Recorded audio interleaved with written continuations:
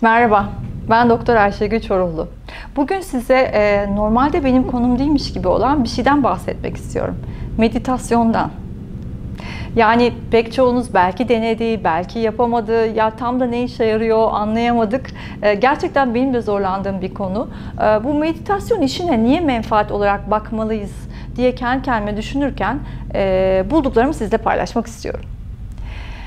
Efendim, şimdi meditasyonu böyle bir uzak doğu felsefesi falan öyle gibi düşünmeyelim de meditasyonu düşünmenin ne denir? Fişini çekmek olarak düşünelim.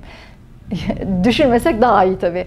Düşünmemek olarak düşünmemiz lazım meditasyonu. Yani meditasyon aslında düşünmediğin bir anı anlatmaya çalışıyor. Ya da sen zihnini nasıl susturursun bunu anlatmaya çalışıyor. Hani bir sürü bağımlılık var değil mi? Konuşuyoruz, şekere bağımlı olabiliriz, tatlı matlı, hani onlar light şeyler. Başka şeyler de bağımlılık, işte sigara içen var, şu bu bilmem ne.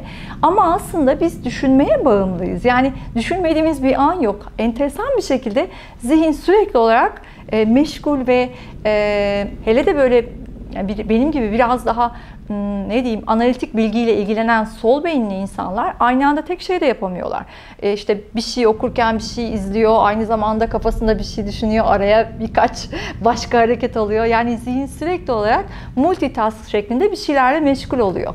Ve öğretiler diyor ki bunları azaltman gerekiyor, bunları minimize etmen gerekiyor. Çünkü burada bir menfaat var. Ne olabilir buradaki menfaat? Önce bir menfaati düşünelim. Yani biz eğer zihnimizi sakinleştirebiliyorsak, bunun bir yöntemini bulursak ne menfaatimiz olabilir?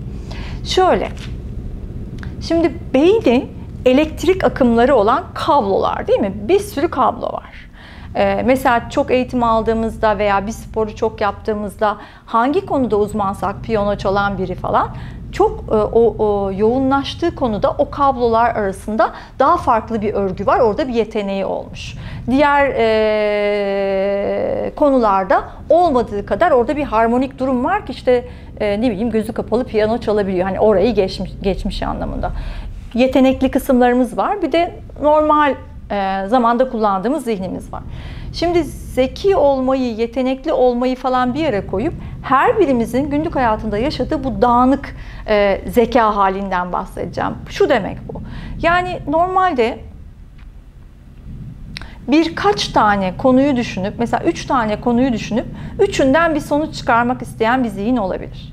Ama bir başka zihin 30 tane ayrı konuyu aynı saniyeler içinde düşünüp o 30 taneden de işte 5 farklı sonuç çıkarmak istiyor olabilir.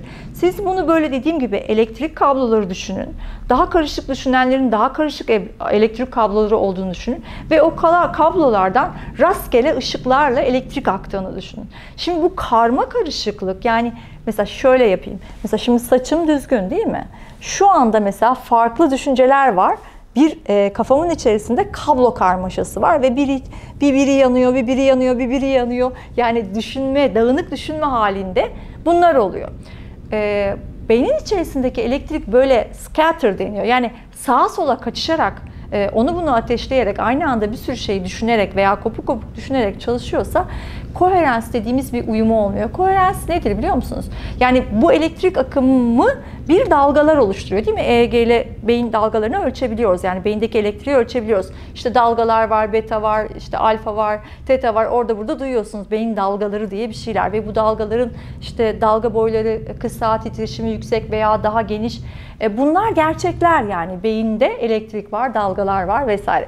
Şimdi biz bu beyindeki elektrik ve dalgaların karman karışık olduğu, hani kafamızdaki saçın karman karışık olduğu o çok düşünceli halle bizim sakinleyip onları tek yöne, belki de tek bir düşünceye odakladığımız veya hiç düşünmemeyi mümkün olduğunda seçtiğimiz, yani karışıklık düşünmemeyi çalıştığımız hal düşünelim. Şimdi bak, koherans bu demek. Yani sanki o dalgaları oluşturan kabloyu taramışım gibi. Ne oluyor? Saçların hepsi aynı yönde. Aynı dalgada, aynı şekilde hareket ediyorlar. Ama karıştırdığım zaman düşüncelerim, onlar da karışıyorlar ve elektrik de dağılıyor. Yani eğer bu kabloysa saçlarım, bunların üstünden akacak olan elektrik, düşünce elektriği ne kadar aynı yönde ve tek hedefe doğru gidiyor. Hani aynı yönde ve bir hedefe doğru gidiyor. Yani yönlendirilmiş ve uyumlu düşünceler. İşte buna kohere olma hali diyorlar.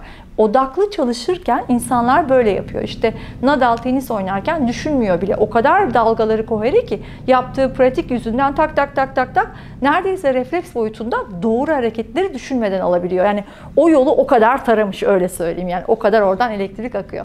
Fakat biz bu kadar pratik yapmadığımız zaman, bunu yapamadığımız için işte düşünmemek için de pratik yapmamız gerekiyor. Yani daha az düşünmek için de pratik yapmanın yolu meditasyon olduğu için size onu yapın diyorlar. Yani o dalgaları bir tara, onları bir düzenle.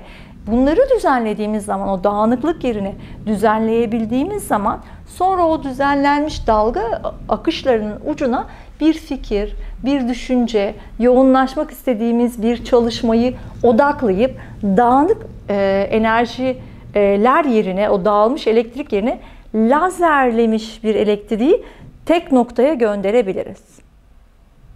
Yani meditasyonla yapılmak istenen şey, o piyanistin veya tenisçinin yıllarca yaptığı ve alışkanlıkla ve egzersizle o beyin yolağını oluşturdu ve orayı taradı ya, dağınık değil artık, orayı çok hızlı yapabiliyor. Yani dağınıklıkta gitmiyor elektrik, çok hızlı gidiyor. Meditasyonda bizden kafanın içindeki kabloları tara, onları aynı yönde, sakin, üstlerinden kolay elektrik akabilir hale getir.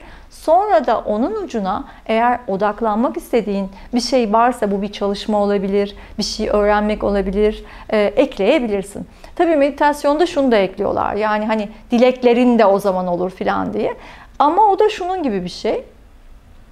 Şimdi pek çok seçeneği aklımdan aynı anda düşündüğüm için yarın şu olabilir, dün bu olmuştu falan diye ben göremeyebilirim o karışıklıkta doğru algoritmada yapmam gerekeni ya da olayın gerçekliğini. İşte o taranmış haldeyken o sakinlikte sorunun cevabı da üstüne gerçekten lazer ışığı tutulmuş gibi çok net gelebileceğinden o zaman anlayabiliriz bizim için doğru cevabın ne olduğunu o konuda. Yani bir şeyin cevabını ararken de böyle bir sakinlikten geçmemiz gerekiyor. Bunun mesela daha tıbbi şey ne? Sempatik sistem, parasempatik sistem. Sempatik sistem o saçların dağınık olduğu durum. Savaş kaç modu. Her an alarmdasın. Beyin dalgaların o şekilde. Yarın şu oldu, öbür gün bu olabilir. Ya öyle olursa onu dedim, bunu yaptım. İşte listemde ne vardı, ne yapacaktım. Yattığınızda bile kafa çalışıyor. Hiç susmuyor yani. Siz sempatik sistemde kalıyorsunuz. Böyle kalırsanız işte gece diş sıkarak uyumalar, sabah gevşeyemeyen bağırsak olmadığı için hani kabızlık çekip tuvalete gidememeler, sırtta ağrılar, baş ağrıları. Bunların hepsine sempatik sistemde, yani alarm sisteminde bazen insan böyle uyanıyor. Kasılmış uykuya yatmanız ve gevşemeden uyanmanız anlamına geliyor. Ama işte biraz meditatif olmaya çalışıp o gece biraz bunları yaparak parasempatiye geçersek, parasempatik ne? Gevşeme, biraz rahatlama. Mesela meditasyonda ne denir? İşte durun denir. Sonra mesela gözlerinizi gevşetin der. İnsan gözü kapalıyken kasılı bile olduğunu anlamaz ama biraz dinlerseniz göz kaslarınızın çok fazla sayıda olduğunu ve orada mikro bir kasılmalar olduğunu, damağınız yapışıktır, dişiniz sıkıyordur, gözler kasıldır, yüzünüz askıdadır, sırtınız, boynunuz, onların hepsini bırakmanızı ister sizden. Çünkü zaten bu da sempatikten parasempatik sistem aktivitesine geçmek demektir. Sadece bu beyindeki saç karışıklığı gibi gösterdiğim kablolamayı vücuttaki o kasılmanın da akmaya, yani enerji akışına ya da vücuttaki biyokimyasal elektrik akışına direnen dirençler gibi düşünün. Yani kasmışım akmıyor. Kasmışım nefes gelmiyor veya akmıyor. Burayı kasmışım, orada bir işte sabahki bağırsak hareketim yok, işte baş ağrım var falan. Makro düzeydeki kasmayı da anlıyorsunuz. İşte o mikro düzeyde hücre içinde de oluyor. Beynin içinde de oluyor. Bütün resim birbiriyle alakalı aslında. Yani meditasyonda sizden yapmanızı istedikleri şey o. Bir de gözleri kapatarak denir. Hani yani mümkün olduğunca sessiz, işte uykuya yatmadan biraz önce. O da neden? Şimdi ben kameraya bakarken sözde oraya bakıyorum ama aynı anda bu data stream, yani bir bilgi akışı var. Her şeyi görüyorum. Üstüne ışığın yansıdığı her şeyi görüyorum. Abajuru görüyorum, kapıyı görüyorum, aynayı görüyorum. Onlara odaklanmamış gibi gözüksem bile bir sürü veri beynimin içine giriyor.